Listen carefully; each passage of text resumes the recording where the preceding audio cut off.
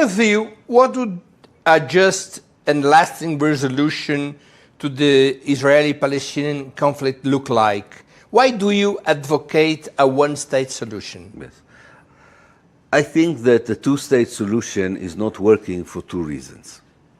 First of all, now in 2025, it's impractical.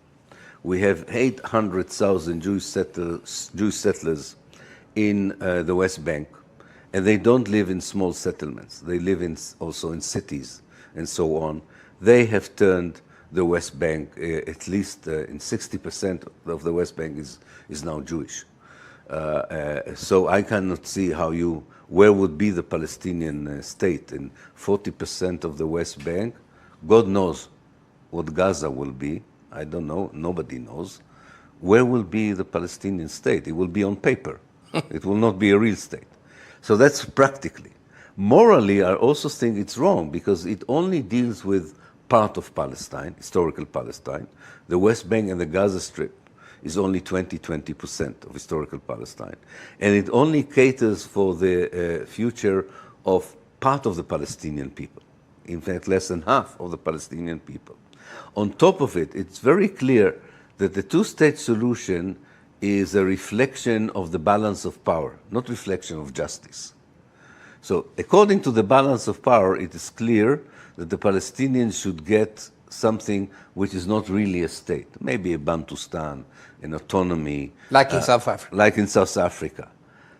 If you don't use the balance of power as the main motive for analyzing what should be the solution, but you use terms such as justice, transitional justice, international law, then you have to agree that in order to afford the Palestinians to have equality, which is the main thing that they are missing, you need to have a democratic state from the river to the sea.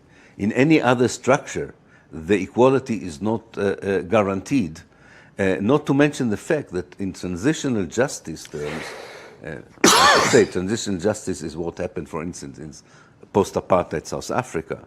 In terms of reconciling with the past, you need to allow the Palestinian refugees to return, those who want to return. Now, you're talking about the resolution 194. Exactly, from 11 of December 1948. If they cannot come back, the conflict will continue. Because the PLO was not born in Israel or even in the West Bank on the Gaza Strip. It was born in the refugee camps of Lebanon, Syria, and Jordan. So you need to have a comprehensive solution. Two states is like a medical solution for the symptoms and not for the illness. But do you think this idea, one-state solution, is viable or just a dream? First of all, it's viable, and not just for me. It's not just a dream. I'm part of a movement called the One Democratic State Initiative. We believe that we have a large support among the Palestinians. We know that we don't have a large support among the Israeli Jews, but also people who support the two-state solution now don't have. Even Norman Finkelstein criticized the one-state solution. Yeah, exactly. But I think that I'll put it this way: there is already a one state. This has nothing to do with me and you. There is That's the reality right now. The reality is a one state with a regime which is not democratic. So this is not a matter of creating a new state. It's a matter of changing the regime. Regime change in history is possible. Creating new states is more difficult. But changing regimes happened all the time in history. And at times, even the West believed that the regime should change in East Europe and in some parts. So I believe in regime change. And I believe that the fact that those who want to change the regime are now powerless is not an indication of what they will be able to do in the future. Because what happens in Israel and Palestine depends very much on the world. And the world begins to see what happens with this kind of state that they are now supporting. But it's a slow process of change. I'm an optimist. I think this will happen. What should happen to have regime change in Israel? What you need is, first of all, and this is happening, the Israeli society is imploding from within. The civil war, kind of civil war. Like happened with South Africa. With South Africa, exactly. So I think this is has to even escalate and I think it will. The economic crisis in Israel is going to deepen. People don't talk about it, but Israel is undergoing a very severe economic crisis and will be totally dependent on America. The United States used to give Israel $3 billion a year. Since 2023, it gives Israel 14 billion dollars a year. Now, even the right wing, very expensive baby, and even the right wing in America doesn't like to give that much money, even if it supports It's impressive. Israel.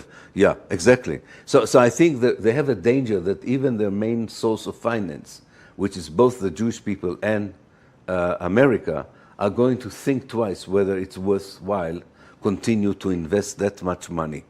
And what also has to happen, we know that millions of people in the world support the Palestinians, but governments usually are much less supportive. We need to narrow the gap between the positions of the societies on Palestine and the positions of the government. I do believe that the pressure from below is beginning now to influence the governments of Europe, some governments in Central America. I know Brazil is a funny case where sometimes the government is better than the people when it comes to Palestine, but that's a unique case relatively compared to the rest of the world. And I think this would happen. And also very important to pay attention to two things. One is the change in the way young Jews around the world deal with Israel. Many of them don't want to be associated with Israel. And secondly, we tend to think that the revolution of the Arab world is over because it failed. The revolution in the Arab world has just started. The fact that it was repressed, we know from history. Every revolution has a counter-revolution. But the future of the countries around Israel is not yet determined. And I think in the future, these countries would become much more reflective of their people, and that would include a far more tough position towards Israel, not the normalization that we can see now. What measures, in your opinion, could immediately bring an end on the ongoing Palestinian genocide? Do you support the boycott, divestment, and sanctions movement? Yes, I do support the BDS movement. I think the only way to stop Israel is by very, very strong pressure from the outside. It's possible.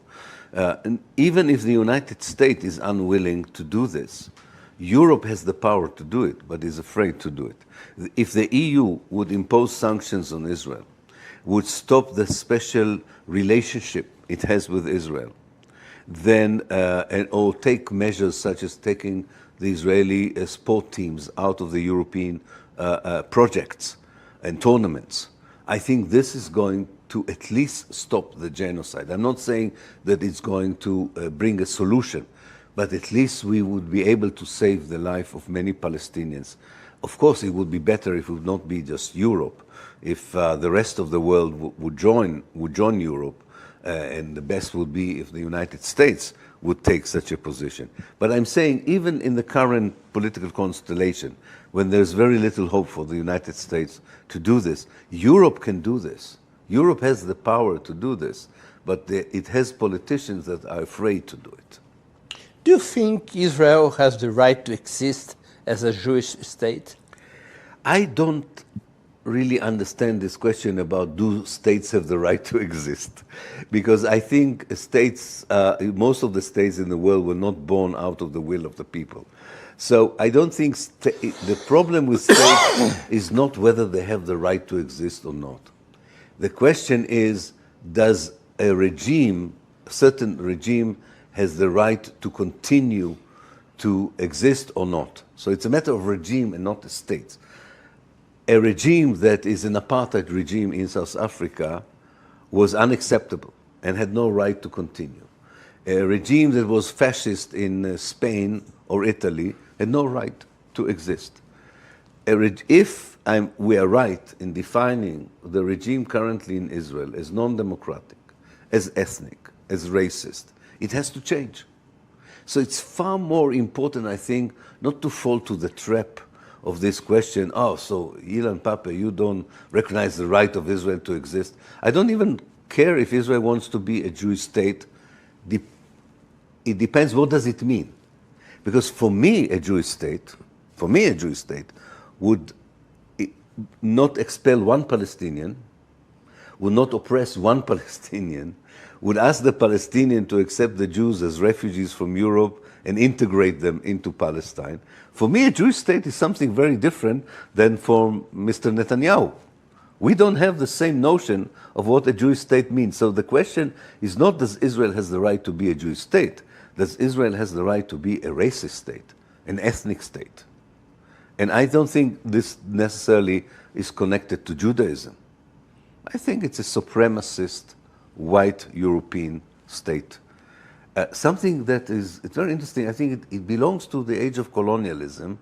It's a leftover from the colonialist age. But because of the Holocaust and the special history of Jews in Europe, it remained beyond its historical period. That's a very weird. Historians, 300 years from now, when historians would look at this, they would say it's very interesting. Colonialism in many ways came to an end, but there was a leftover that continued. But you can only see it from a very distant future.